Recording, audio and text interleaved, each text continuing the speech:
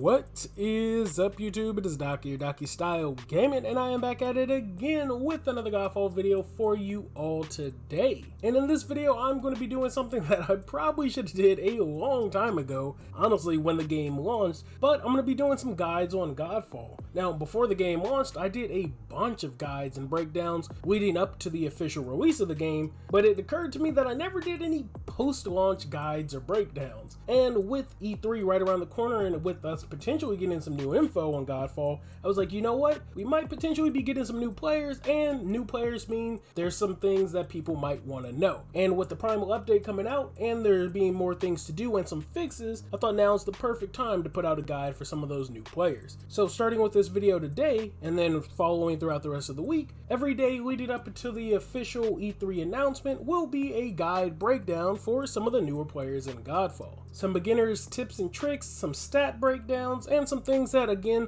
some people might be a bit curious on how things kind of work. So without wasting any more of y'all's time, let's actually just hop into the first of many videos this week where we'll be going over all things GodFall for some of the newer players or beginners. So getting straight into it, this first video is really just going to be going over some tips and some tricks on what some players should be doing when they are first starting out playing GodFall. Now, of course, first and foremost is running through the story, but that's pretty self-explanatory, so I won't go too much into that. But since the Primal update dropped, we were given a new vendor now. Now, this vendor actually rotates its cycle of inventory every time you complete a mission or every time you complete a Dreamstone. Now, this wasn't available for some of the OG players when the game first launched, but being some of the newer players now, having a vendor pretty early on is actually kind of a big deal. Now, don't get me wrong, RNG in this game is actually pretty decent in terms of the amount of loot that you get, but for some of those more specific items that players are looking for, that's where the vendor comes in handy. And considering once you're playing through the story mode, you will be going through quite a few different missions. So every time you come back from one, you can check your vendor's inventory and then see if there's anything you need that can improve your build. Now, before you could just go crazy picking up a bunch of random stuff in your vendors, this leads me to my next topic, which is the mother loads and resources in the game. This is something you should be picking up everything of. No matter what it is, your main goal should be trying to pick up every resource that you find. There's even some hidden ones as well that you'll have to get with your shield, but any resource that you can see that you can claim, definitely pick it up. Whether it be for crafting new Valor Plates or upgrading your gear or buying stuff from the vendor, resources is what you should be focusing on, primarily next to the main objective of the story mode or the mission that you're actually completing. Pretty much, if you see it, pick it up. Don't just walk past it. Now, saving resources is another topic that I kind of was going to get into, but I do understand when some people need to spend them. So if you need to, definitely do it. You don't have to hoard them, but if you can manage to save some of your resources, definitely do that as well, because they'll come in handy closer to endgame. Which also leads to the next point is don't upgrade your gear.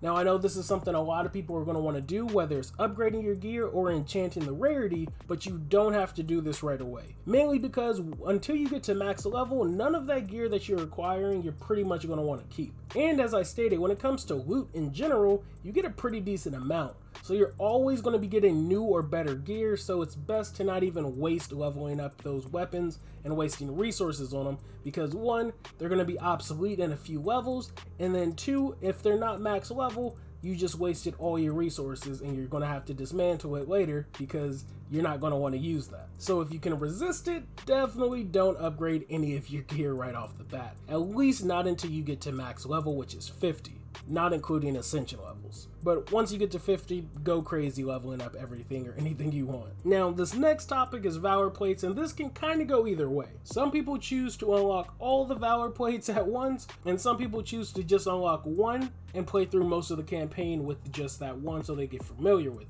Now, I kind of like being able to unlock all of them just so I can have a better feel on which one I might potentially be maining to come in-game, but I do understand both sides of that, so you can kind of do as you choose with that one. If you want to be one of those people that unlock every Valor Plate as you're playing through the campaign, definitely go for it. Most of the resources aren't too crazy, so you're not going to be losing out on much. Or if you're one of those people who are like, you know what, I think this is my main after checking all their stats, and you want to just unlock one and then run through the whole game with them, you can do that too. Again, understandable why, because you'll be farming specific parts, mods, and things like that, just so you can get that character to the right build that you specifically want. But again, you can kind of go either way with this, so I'll leave that one up to y'all when it comes to how y'all want to unlock your Valor Plates. Now, this next topic that goes kind of hand in hand with Valor Plates is your skill points and your augments.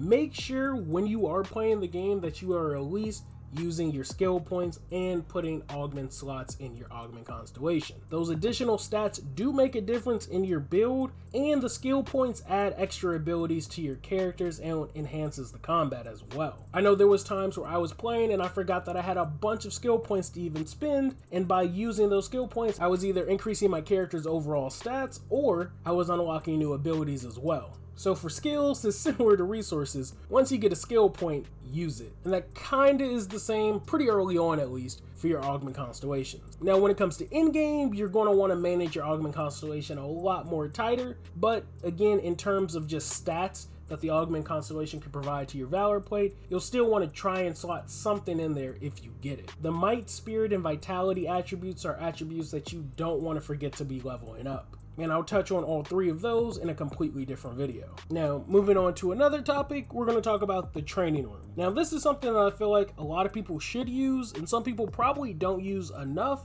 but especially pretty early on, the training room does come in handy for when it comes to you wanting to test out any of the 5 different weapon classes, or just using new abilities that you've unlocked via your skill tree. It's definitely best to kind of test them out beforehand, rather than going into a mission, going to your menu, and then trying to see how to perform any of these new skills you just unlocked, or how to use some of the different abilities, timing attacks, or weapon techniques with the different weapon classes that you have as well. Now, the training room isn't 100% necessary for anybody, but it's there for a reason, and I highly suggest some of the newer players mess around with it. When you go in there, it'll actually pull up a whole list of all of your different abilities, combos, and things like that. So again, it's kind of nice to be able to know what they are before you actually go straight into battle. And now moving on to the last two topics, these are honestly more personal in my opinion. You don't really have to do this, but I recommend doing this. And one is learning your terrain or getting familiar with all the different realms. Now, sadly, there's currently no minimap on any of the realms in Godfall, so getting used to your terrain is probably going to be your best bet. Definitely try exploring all of the different open worlds whenever you get a chance, just so you can get a good feel of them, because I'm just assuming, but I feel like getting to know your terrain a bit better might be useful in the future. And then the last bit of info is learning your enemies' patterns. Now, I know there's a lot of comparisons when it comes to Godfall's combat mechanics and gameplay, whether it be Dark Souls Light or God of War or even Monster Hunter, and in a sense it kind of is, just whereas most of the bosses or enemies have telegraphed attacks where you can easily dodge or parry or block out of. I know some people prefer there to be some form of a cancel, but in Godfall's case, that's not going to happen with most of your attacks. Godfall will punish you for getting too aggressive at times. Most enemies' attacks can be multiple hits, and if you aren't blocking in time and just trying to go full aggro, you will get hit, and that could potentially cause you a life, especially when it comes to Ascended Towers of Trials. Sometimes it's better to play safe when you can, and then sometimes it's better to learn your enemy's moves. Now, again, like I said, that's not a huge deal, but that's just something that I personally did and something I like to recommend.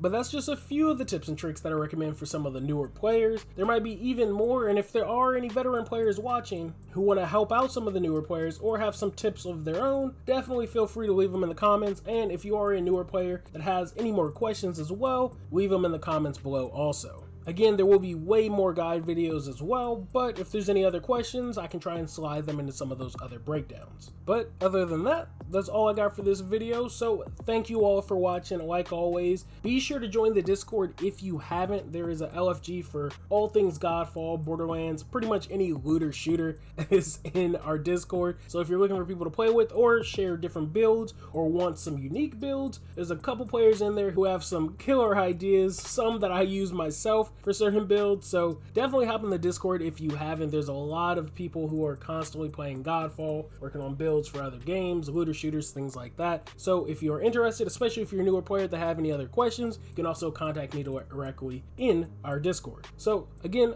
thank you all for watching. That's all I got for this video. Be sure to leave a like if you liked the video. If you didn't, still leave a like. Links to everything is in the video description as always. I will catch y'all all on the next one. Thanks for the love. Thanks for the subs.